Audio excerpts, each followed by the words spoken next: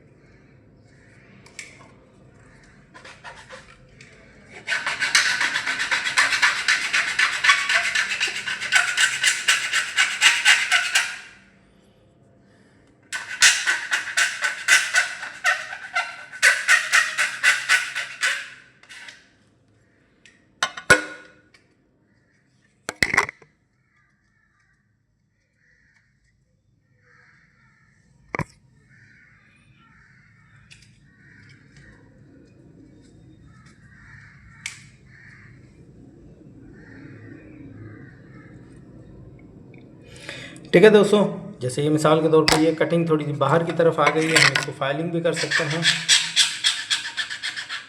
के सामने नज़र आ रही है। अगर कभी चैनल पट्टी की फाइलिंग करनी हो तो आप इससे फाइल कर सकते हैं।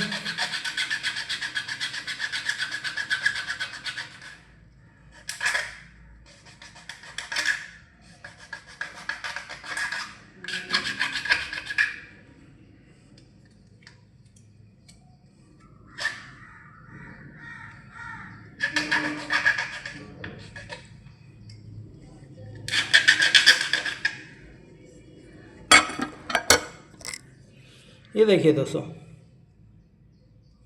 हम लोगों ने इसकी कटिंग की। दिखाने का, कॉलर बनाने का मकसद ये है कि देखिए कितने आराम से ये लग गई, किसी किस्म का कोई इशू क्रिएट नहीं हो रहा।